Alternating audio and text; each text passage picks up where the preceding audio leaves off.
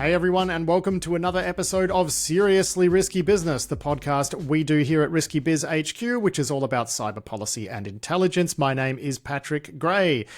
Before we get started, I'd like to thank the William and Flora Hewlett Foundation for supporting this podcast, and also Lawfare, which syndicates the newsletter that this podcast is based on, Seriously Risky Business newsletter. You can find it at risky.biz. And we also have a sponsor this week, which is Run Zero, which makes a terrific asset discovery tool. Just check out Run Zero via Google, RUNZERO. So joining me now is Tom Uren, who's our policy and intelligence editor here at Risky Business. G'day, Tom. G'day, Patrick. How are you? Good. All right, so you've done an absolutely incredible bit of analysis here in this week's newsletter. It's a terrific read. The big thing that you've looked at this week, it's the number one item in your newsletter, is really looking at this purge that's happened at NSA with Tim Haugh, or Haugh, or however you want to say it, and Wendy Noble, the director and deputy director of NSA, being fired from their positions at the urging of a right-wing sort of social media influencer, I guess, Laura Loomer.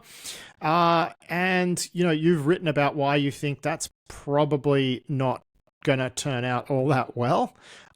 Share with us your thoughts. Has Haugh done anything to actually deserve this? And as far as you can tell from the public record, absolutely nothing at all. And that's because I'm a cybersecurity insider, but I'm definitely outside the US national security apparatus. But so is Laura Loomer. So she's basically taken, I don't know what, and constructed a theory, a reason to fire these people, and Trump bought it. Now, so that's a problem. The second problem is that Haugh actually had a tremendous amount of experience.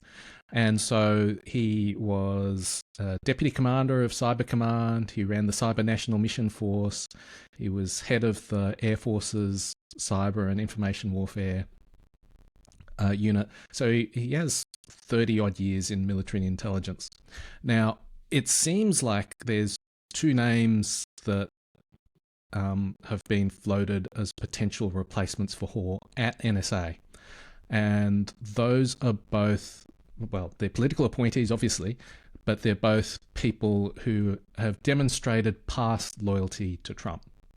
So one of them is Ezra Cohen. He works at Oracle now, and he's been in various defense and intelligence roles, National Security Council, the Pentagon, the Office of the DNI.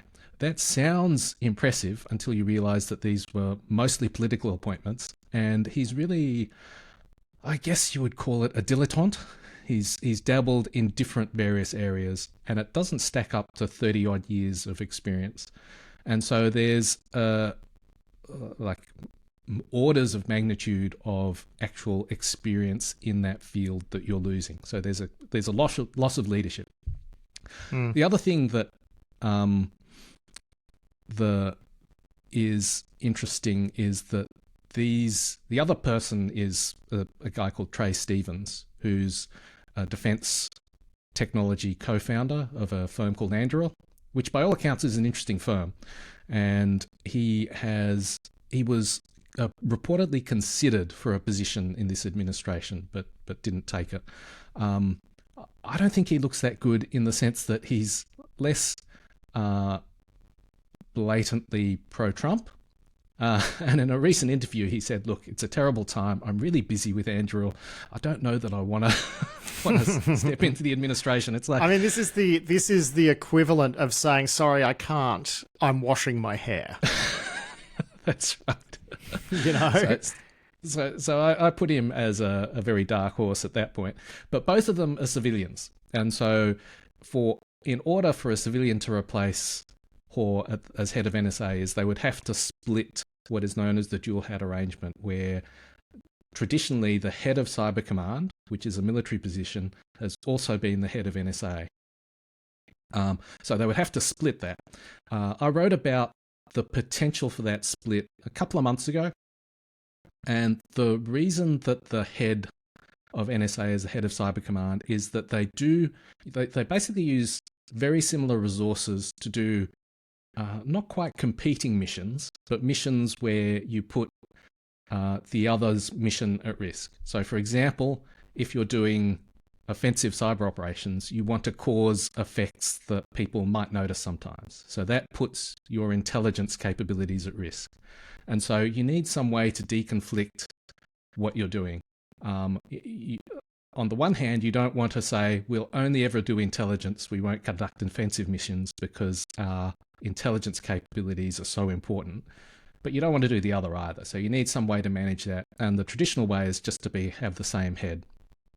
I mean, that said, sorry, I just want to jump in there because I've obviously talked about this with a bunch of people in the United States who are sort of close to these agencies. And, you know, the deconfliction thing is interesting. Like, so logically what you're saying is right, which is having the one person who can set these priorities and whatnot, running both of the organizations. That's one way to deal with this. But there are pretty well-established procedures and evaluation criteria within these agencies to work out this deconfliction, I guess. So, I mean, I'm not necessarily super concerned by that. I mean, I could see, though, that if you had, you know, you split the role, you had two different heads who are really fighting over this, that it would be not ideal. So I can foresee that sort of situation where everybody's sort of using bad faith interpretations of guidelines and rules to try to get their way. But I don't know, you know, that might be a bit of a stretch. I don't know. Look, everybody you talk to about this idea of splitting NSA and Cyber Command, the leadership, everyone you talk to has a different opinion. It's crazy. Yeah, I think there's good arguments both for and against. Yeah. I think what I would say is that having it all kicked off into place because of a meeting that happened in the Oval Office with the far-right influencer, that's not a good way to start this off. I think. Yeah, no, I mean, look, the point that really comes through in what you've written here is that, like, there could be good reasons to do this, but they're not doing this for the good reasons. This is much more about, like, putting someone, probably a civilian, in charge of NSA who's much more amenable to the MAGA agenda, and that could have some really sort of caustic effects on the agency, which is the largest intelligence agency in the world. Yeah, so for Trump to put a political appointee in, it doesn't need Senate confirmation. Cyber Command does.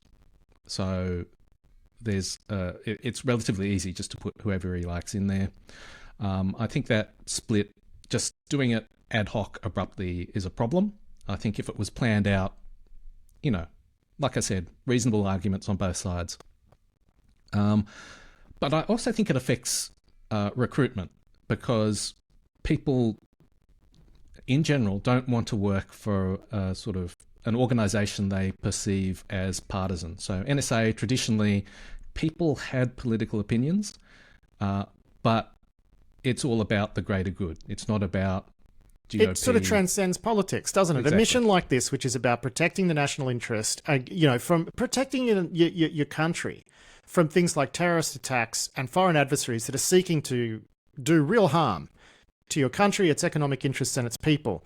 You know, one thing, I've been in cybersecurity for, 25 years or something, and one thing that I really like about this field actually is the bipartisanship. I have had fantastic conversations and discussions with people on both sides of politics. And, the politics just sort of melts away most of the time. When you're talking to these people, it's all about solving these challenges. So, I guess what you're saying is, if the perception is that this is all of a sudden a party-affiliated organization, much like you might see in China, where everything sort of has to show fealty to the Chinese Communist Party, that will, automatically knock out a bunch of, good talent who might otherwise work there. I mean, the other issue you've got there too is that it will become a magnet for people who are very partisan, and you have to wonder what that will do to the agency as well. Yeah, these are both, I think, long-term problems, but yeah, it's heading down a road that I think is not good for the organization. Now, the final problem, worry, concern I have is that these organizations were somewhat isolated from the broader Trump administration. Well, I guess there was the revolving door that you had in the first administration where people would be fired and replaced. And these organizations, NSA and Cyber Command, were isolated from that. And they also acted as kind of a buffer between the broader US political functioning and Five Eyes partners. So I'm sure that people like Paul Nakasone and Mike Rogers would be reassuring their Five Eyes partners, saying, look, this special relationship we have is indeed special, and it transcends domestic politics, and everything will be all right. I think that goes away. Yeah. And so, well, I mean, when you got the vice president talking in Signal with the Secretary of Defense describing Europeans as utterly pathetic and blah, blah, blah, blah, blah, right? You know, you do sort of wonder if there's going to be a sort of type of person filling these roles who's going to have similar things to say about the Canadians or the Brits or us, right? So, it doesn't give you a good feeling as we live in Australia, a Five Eyes partner country. As Australians, doesn't exactly give you, warm and fuzzy feelings. Yeah, so I think there's lots of problems that transcend whoever is the head of NSA, but I think that head in the past has been a kind of a friendly figure you could talk to and get at least some reassurance. I think that probably likely will not continue in the future. I mean, I think the saving grace here is that the Five Eyes alliance is very strong, and the level of integration between these agencies is, it's real. It's absolutely a real alliance, and I think to undermine it would probably take quite a lot of time. But we have seen from this administration they don't mind doing very disruptive things. Like, we are recording this on the day where I think there's been a partial walkback on tariffs that have just created market chaos all around the world. So they don't seem very concerned with doing very disruptive things. So while I have had confidence in the Five Eyes alliance's ability to just sort of go on and survive political changes in the United States, I got to say my confidence there may be eroding somewhat, Tom. I think that is the rational feeling to have. Like, you are absolutely right. It's a long-lasting partnership. The chances that it disappears overnight are zero. Yet at the same time, partnerships require good faith behaviour by all sides. They don't buy our beef. Kick them out of Five Eyes. I mean, you could totally see that happening. We haven't sold them a single hamburger, those Australians, because of their biosecurity trade barrier. Cut them off. I mean, you could see that happening, right? Well, it's pretty much what happened with Canada. Yeah. And what is it, CSEC? So, yes, well, they didn't get kicked out. I mean, that was just someone floated it as an idea and then it was quickly walked back, right? So, but yeah, I mean, look, the thing we keep coming back down to here is the sort of unpredictability of everything that's going on at the moment. Yeah, that's right. And putting in a civilian head, hand-picked MAGA, into NSA probably just adds to that sense of volatility. I think that's where we're landing here, right? Yeah, exactly. Yep. Well, look, let's move on to the next story, which is also sort of continuing in the same vein, which is the Trump administration is sort of signaling a walkback in a Biden-era executive order. And this executive order sought to sort of regulate transatlantic data flows and keep, EU businesses happy about using American technology. And as part of this EO, and you covered it at the time back in 2022 with us, you wrote about it at the time.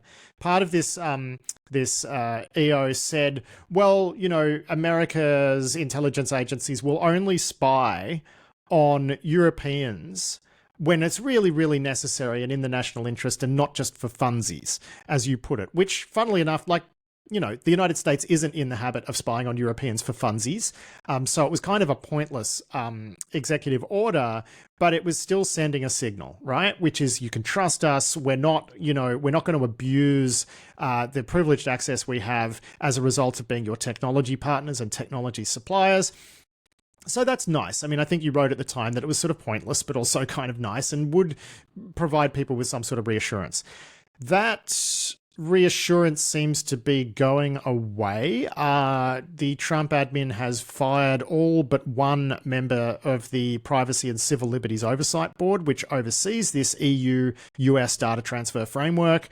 And it also oversees the intelligence community there. And they're just sort of making the sort of noises where they don't care about this sort of stuff, right? And that is, I guess, pushing the Europeans a little bit more in that direction of wanting their own, cloud tech stack. Yeah. It feels like the Trump administration rescinded a huge swath of Biden executive orders. And this particular one, they've said, we'll review it and we won't rescind it. And it felt like to me, it's like, we really want to rescind this one. Yeah. We want to get rid of it. And the reason they kept it is because basically all the transatlantic data flows rely on having this executive order in place. And it basically, like you said, we will only do particular things for SIG intelligent collection. And we'll also set up this review and redress mechanism. So if you feel as an EU citizen that you've been unlawfully spied on by the US, you can appeal to this body. And they set up this court, and the Privacy and Civil Liberties Oversight Board reviews the court. And I was looking at it's called the PCLOB is the acronym, and there's only a single person on the PCLOB nowadays. So it's meant to be a 5-person bipartisan body set up after 9/11. And the poor woman just looks so lonely, trying to, by herself, act like she's an entire board. And she was in Europe visiting there. I'm sure it was a terrible job of, the Trump administration really cares about European civil liberties. So, by herself. And the executive order was really, we'll do all these things, but because everything's classified, it's very hard for a European to have transparency into what's going on. So it was very much, we'll take it on faith that you'll implement these restrictions and, we can appeal and you'll give us back something that says, yes, we've looked at your appeal and we've done something about it, or not. And so that's very much a faith-based approach to getting transatlantic data flows. And I think the problem is they haven't rescinded the EO, but there's just no faith left anymore. So it's not only the broader behavior of Trump and talk of annexing Greenland and stuff like that. It's also more, more granular things like the fact that the PCLOB only has one member. So the promises are starting to look a little hollow. But, exactly. with both of these stories, right? So one thing I think when people are commenting on stuff like this, I think there's a mistake they make, which is they say, look, Trump wants to get a civilian leader in NSA and he's going to turn it into his personal surveillance agency. That's not going to happen, right? Like that can't happen quickly. Same with this sort of thing. We're going to kill, data transfers across the Atlantic and whatever. So I find it's much more helpful, I think, to think about these sort of moves in terms of trends and trajectories. And in both of these stories, both of these items that we've examined, like the trajectories aren't good. And I just think that's a more helpful way of analyzing this, is just looking at it in terms of, well, what's the direction? It's not like we're expecting a new end state in 3 months, but what's the direction here? Game it out. How long, what's this going to look like in 3, 4, 5 years? And I think once you start gaming both of these out, it's not going anywhere that I think is favorable really to anyone. Yeah, to me, it feels like this is not a plan to disrupt transatlantic data flows. Like that's not a goal that they have, the administration has. It's their objection is to regulation and restraint of American power. Yeah. And this EO feels like it's a restraint of American power. They don't like it. They understand that they can't get rid of it. But at the same time, they're not invested in it. They're not going to kill it. They're going to make it dead. I think and I think it's like a failure to recognize that not investing in it has second order consequences that we don't like. Yeah. Like you have to, walk the walk and talk the talk. You can't just talk the talk and then ignore it, walk in a totally different direction. So it doesn't seem like this is deliberately malign. It feels like to me there's core beliefs that the administration has that this EO is cutting against, and we don't like it. We understand why we need it, but we're not going to support it. And that is, I think, short-sighted, and it will end badly, particularly for US tech companies who have a lot of business in Europe.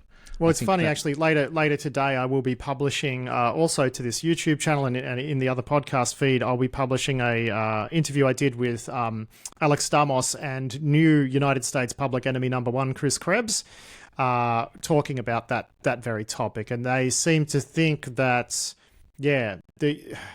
there's change coming there. There's probably going to be some restructuring of the way American tech is delivered into European markets and whatnot. But yeah, this is certainly a big topic and something on everyone's minds. Look, we're going to wrap it up there. Tom, Uren, thank you so much for joining me for that discussion. The newsletter this week is absolutely sensational. I'd really recommend people head over to risky.biz to subscribe to it. And we also publish the newsletters there. And of course, you can even read Tom's newsletter on Lawfare, where it is syndicated. But mate, great work this week. Fascinating stuff. And we'll do it all again next week. Thanks a lot, Patrick.